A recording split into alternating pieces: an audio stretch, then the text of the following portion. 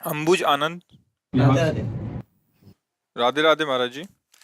महाराज जी, कोई एक काम मैं लगातार नहीं कर पाता तथा मन शांत नहीं रहता, इस कारण से मेरा और परिवार का बहुत नुकसान हो जाता है। और समस्या भैया यह है कि मन, वीर्य और प्राण तीनों का एक कनेक्शन है, एक ही कनेक्शन है।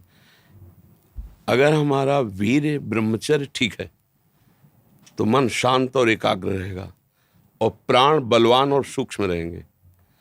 अगर वीर्य कमजोर हो गया तो मन चंचल अशांत और प्राण स्थूल और बलहीन हो जाएंगे, स्थूल, सूक्ष्म नहीं होंगे। अब हमको मेन पॉइंट पर सुधार करना है, चाहे गृहस्थ हो चाहे विरक्त। गृहस्थ के लिए भी एक संयम से बर्ताव करने के लिए कहा गया है, और अगर जब तक ब्याह नहीं हुआ तब तक तो और संयम से रहना ही चाहिए। अगर हम लोग वीर्य का महत्व समझने लगे, ब्रह्मचर्य का, तो हमारा जीवन काफ़ी संकटों से निवृत्त हो सकता है। अध्यात्म शक्ति वीर्य से ही प्रकट होती है। जब हम ब्रह्मचर्य से रहते हैं, भजन करते हैं, मान लो गृहस्थी में है, भगवान कश्यप जी 10,000 वर्ष तक ब्रह्मचर्य रहे। फिर उन्होंने माता विनता के गर्भ में, जानते हो कौन पैदा हो? भगवान गरुण जी पैदा हुए। कितने बलशाली, भगवान के वाहन, पूरे विश्व ब्रह्मांड को अपने एक पंखे में रख के उड़ सकते हैं। 10,000 वर्ष भजन किया तो फिर गरुण जी पैदा हुए। अगर गृहस्थी में भी है, संयम से रहकर भजन करके, फिर तो बुद्धिमान, ज्ञानवान, बलवान बालक पैदा होगा। मुझे लगता है ब्रह्मचर्य की तरफ से हमारे समाज की दृष्टि हटती चली जा रही है। मनोरंजन के भाव में वो ब्रह्मचर्य, इसलिए हमारा मन अशांत। बोलो अब इस समय आप यौवन अवस्था में हो, इस समय तो उत्साह रग रग में रहता है, नहीं, चेतना रग रग में रहती है। हम नए बच्चों को देखते हैं उत्साहहीन, मतलब जैसे डिप्रेशन में हो, चेहरा देखकर ऐसा लगता है जैसे परेशान हो। क्यों परेशान है? क्योंकि आंतरिक जो शक्ति सपोर्ट करने वाली है नहीं। अब मन जिस विचार में फंसा देता है, बिना मतलब फंसाए, कोई भय नहीं, वो भय दे रहा है। कोई शोक का कारण नहीं, वो शोक दे रहा है, चिंता दे रहा है।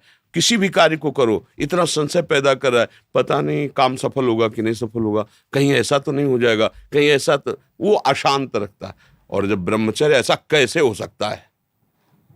बल है ना, अध्यात्म बल, शारीरिक बल की बात नहीं कहते। ऐसा कैसे हो सकता है? यदि एक बार ऐसा हुआ तो 1000 बार मैं प्रयास करूंगा और इस पर विजय। वो मतलब जिद्दी स्वभाव, एक निष्ठा, उसी से आती है, उसी से। ये जो संत महात्मा बड़े बड़े कष्टों को रौंद करके वो मेन पावर है। और हम लोग उससे, प्राण हमारे स्थूल हो गए, वासनात्मक, मन हमारा चंचल अशांत हो गया। क्यों? क्योंकि हमारा ब्रह्मचर्य ठीक नहीं है। अब उस पर किसी की दृष्टि नहीं जाती। अब ब्रह्मचर्य कैसे ठीक हो? हमारा संग ठीक नहीं, हमारा भोजन ठीक नहीं, हमारा दृश्य ठीक नहीं, हमारा श्रवण ठीक नहीं, गंदी बातें देखें, गंदी बातें सुने, गंदा विचार आए, गंदी क्रियाएं करें, फिर ब्रह्मचर्य कैसे रहा जा सकता है? अगर सुधार करो तो अभी बहुत बढ़िया समय है, कोई ज़्यादा अवस्था तो हो नहीं गई। ब्रह्मचर्य का सुधार करो। हम सबसे कहते हैं व्यायाम करो। बिना शरीर को थकाए ब्रह्मचर्य को पचाया नहीं जा सकता। जैसे दंड बैठक, दौड़ भाग, व्यायाम किया, फिर आप भले गृहस्थ हो, फिर दिन भर कार्य करते रहो। 30 मिनट तो पूरे शरीर को ऐसा व्यायाम में रखो पसीना पसीना हो जाए। अब 8-10 बजे तक सो रहे हैं तो व्यायाम कब करें? 4 बजे उठ के नहा धो करके घंटा आध घंटा दंड बैठक मारे तो आप देखो आपका जीवन प्रकाशित होने लगे। ये नहीं कहते कि बाबा जीवन, गृहस्थी में भी, गृहस्थी जीवन कोई साधारण इतना बड़ा बोझा लाद के चलना है परिवार का।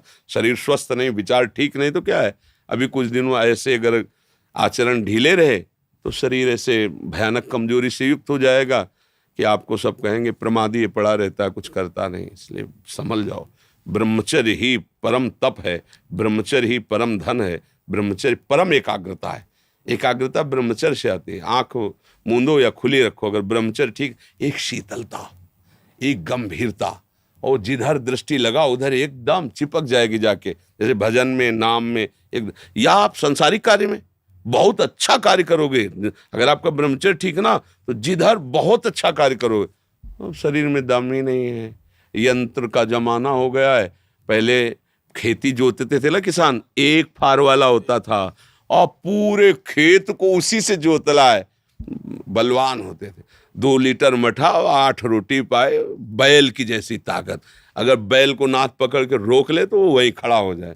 और आज अब ट्रैक्टर से जोती है, कोई मेहनत तो लग नहीं रही है।